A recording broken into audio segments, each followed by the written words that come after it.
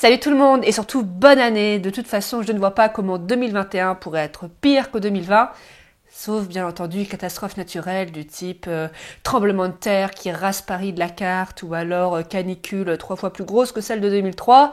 Mais bon, ne parlons pas de malheur. Du coup, aujourd'hui, on attaque l'année en force puisqu'on va parler de 3 Bretonnes qui gagnent à être connues parce que oui, comme j'ai dit peut-être 50 fois depuis le début de la chaîne, je viens de Bretagne et l'histoire de ma région me tient à cœur et donc du coup, je suis très heureuse de peut-être vous faire découvrir ces 3 badass. Donc écoutez, on va pas perdre plus de temps et on y va.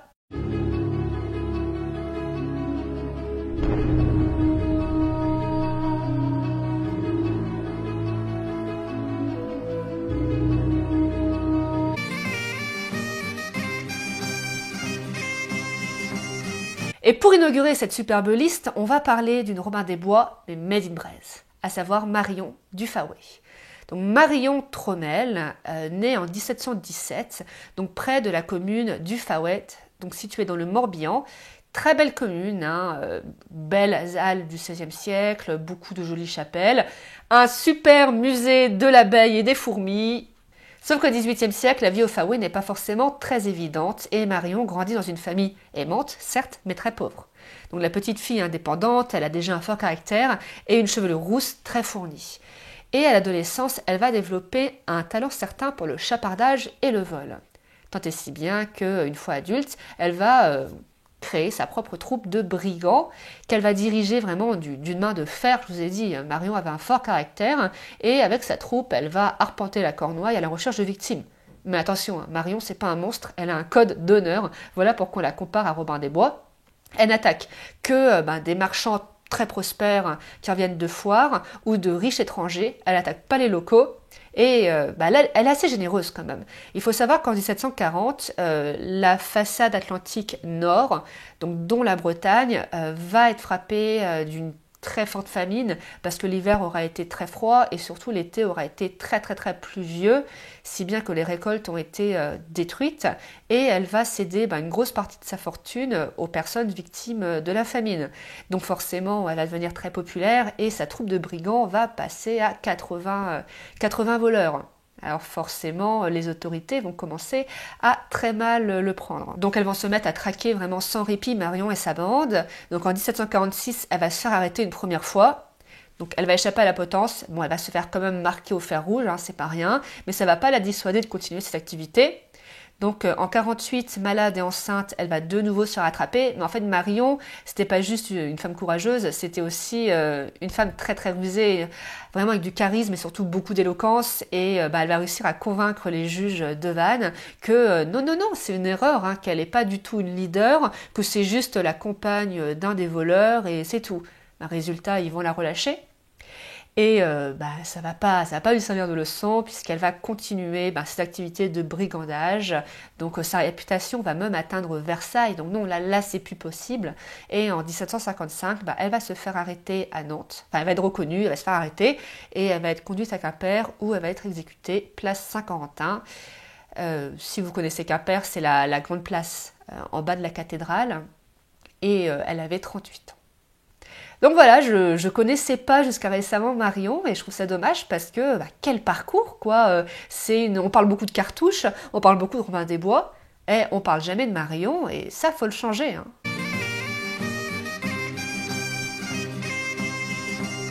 Alors, autre époque, autre département, on passe à l'ouest, on va au Finistère, plus précisément dans la ville de Douarnenez où naît notre héroïne Joséphine Pelcalette.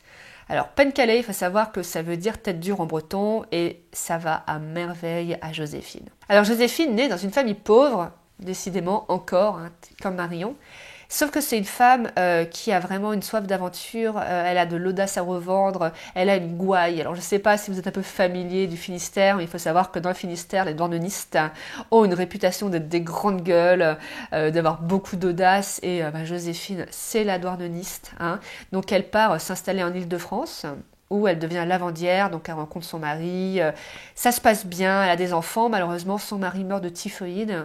elle n'a d'autre choix que de rentrer à Douarnenez au sein de sa famille, où elle trouve un emploi dans une usine de sardines. Alors, il faut savoir que depuis le XVIIIe siècle, Douarnenez et la sardine, c'est une grosse histoire d'amour. En fait, la pêche de la sardine, c'est vraiment une activité florissante. Au début du 19e, on compte plusieurs centaines d'ateliers de préparation des sardines. Et à partir de 1853, révolution industrielle oblige, de grosses usines vont s'y implanter et au début du XXe siècle, elles emploient près de 2000 ouvrières qu'on appelle justement les pennes sardines parce qu'en fait, pour des questions d'hygiène, le port de la coiffe était obligé dans les usines et la coiffe en fait historique du pays de Douarnenez ressemble un peu à une tête de sardine, d'où les pennes sardines. Et il faut savoir que ces femmes avaient la réputation d'être les ouvrières les plus bon marché de France. Donc je ne vous dis pas les abus. Et au début du XXe siècle, en 1905, une première révolte va agiter ces ouvrières. Et cette première grosse grève va être dirigée par une femme, Eulalie Belbéor. Et les ouvrières vont obtenir le droit d'être payées à l'heure, ce qui est une grosse avancée. Mais on sent que la colère n'est pas tout à fait apaisée et qu'il suffit d'une étincelle pour la raviver. Je vous ai dit, les douarnenistes, c'est des sanguins, c'est des révolutionnaires dans l'âme. D'ailleurs, fun fact, Douarnenez va être la première commune de France à devenir communiste, puisque dès 1921, un maire PCF va être élu. Et des sanguins. Et cette étincelle, elle explose en 1924. En effet, à l'automne 1924, les ouvrières se plaignent de leur faible salaire alors que le coût de la vie augmente, et donc vont se mettre en grève.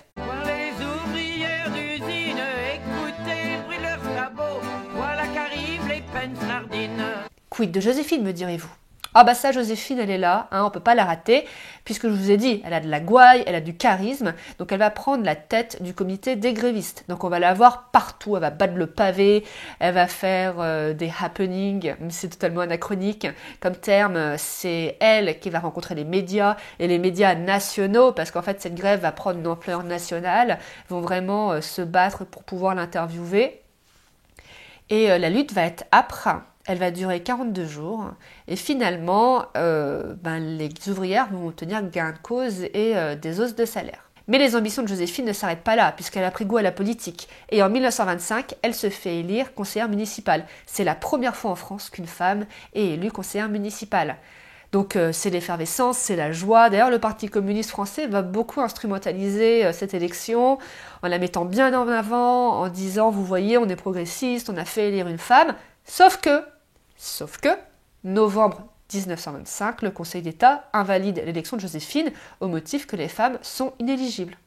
Et là, Joséphine, elle va un peu mal le prendre parce que personne au sein du PCF ne va s'insurger contre cette décision du Conseil d'État. Ça va vraiment faire aucun remous et elle va trouver ça vraiment très gonflé parce que les politiciens ont vraiment instrumentalisé son élection et là, on la remet un peu dans le placard. Donc, elle va se retirer de la vie publique et vivre dans un certain anonymat.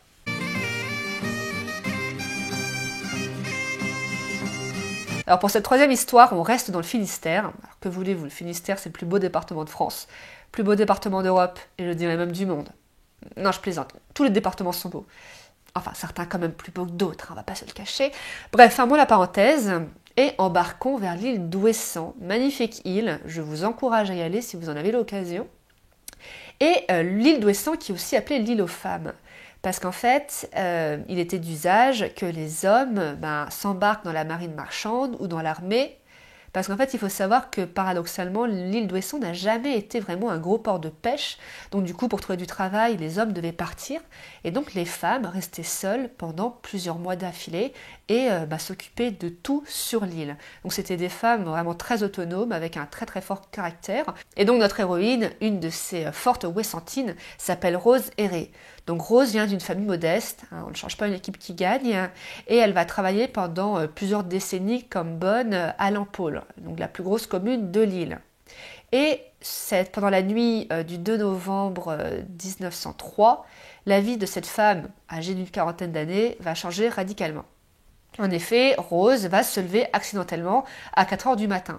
En effet, elle pense qu'il est 7 heures du matin, donc elle se prépare, et là, elle se rend compte de son erreur. Mais bon, trop tard pour aller se rendormir, donc elle se dit qu'elle va aller chercher du goémon, donc une algue qui est utilisée pour nourrir le bétail, sur le rivage. Oui, pas de grasse matinée pour les Ouessantines, hein. Ça, c'est un concept qui était encore inconnu. Et une fois sur le rivage, elle va entendre des cris, elle va entendre une corne de brume, vous savez ce qui est utilisé par les marins pour signaler un problème. Et elle va distinguer au loin un canot de sauvetage qui est vraiment en difficulté, parce qu'il faut savoir que les alentours de Ouessant sont vraiment des eaux très dangereuses, il y a beaucoup de courants, il y a beaucoup de pierres, beaucoup de récifs, et surtout il y a un vent constant. Donc il faut vraiment s'y connaître hein, pour s'amarrer à l'île d'Ouessant. Et là, les marins, mais ils sont dans un état de détresse totale. Il y a des récifs partout. Leurs canots menacent de s'éventrer à chaque instant. Rose, elle sait où les marins doivent aller amarrer leur bateau parce qu'elle connaît par cœur son île.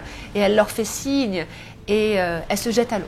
Alors, on est au mois de novembre à Ouessant, ça veut dire que l'eau est à peine à 7 degrés. Hein. Donc les marins lui jettent une corde. Alors, il faut imaginer l'eau, hein, déchaînée, il y a des vagues, il y a du courant, mais encore il y a des pierres. Elle peut facilement se fracasser un os hein, contre des rochers. Donc elle parvient à se hisser sur le bateau. Là, elle voit 14 marins, la situation est critique. Le bateau est en train de prendre l'eau, la moitié des marins sont blessés, donc il faut se dépêcher. Elle prend le gouvernail.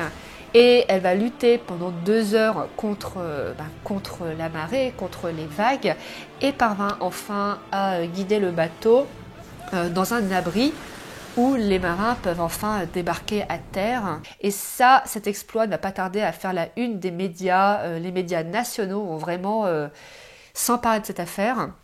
Et Rose va devenir une célébrité, elle va avoir beaucoup de médailles, elle va être récompensée financièrement.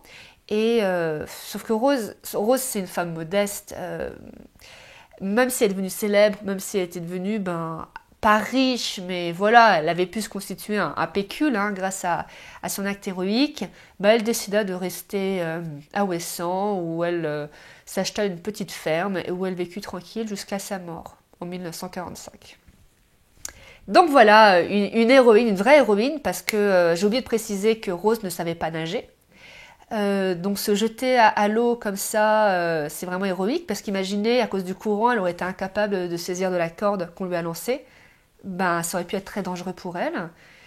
Donc voilà, je trouve qu'elle illustre bien le courage et la force des Ouessantines de l'époque. Très intéressant d'ailleurs, j'avais fait un thread sur ce sujet, sur les Ouessantines. Peut-être un jour en faire une vidéo parce qu'il y aurait vraiment beaucoup à dire sur ces femmes. Donc écoutez, c'est la fin de cette liste. J'aurais pu rajouter 2 autres noms, mais j'ai déjà fait des vidéos sur ces 2 Bretonnes, donc à savoir Jeanne de Belleville, une corsaire bretonne au parcours vraiment très très intéressant. Donc j'ai fait une vidéo sur elle en janvier 2019, donc il y a pile un an. Et la deuxième, c'était Marie-Angélique Duchemin, donc qui a été soldate dans l'armée napoléonienne et qui fut la première femme à recevoir la Légion d'honneur. Donc voilà, 2 grandes bretonnes que je vous invite à découvrir ou redécouvrir. Quant à moi, je vous dis à bientôt pour une prochaine vidéo. Sujet assez lourd. Hein, là, je suis en train de travailler sur 2 vidéos thématiques, donc je suis en train de lire 2 livres en même temps. C'est assez long, donc je ne sais pas quand ça va sortir, mais pas trop tard, j'espère. En tout cas, écoutez, je vous souhaite une bonne année et à bientôt. Salut! Voilà les ouvrières d'usine, écoutez le bruit de leurs sabots. Voilà qu'arrivent les pennes sardines.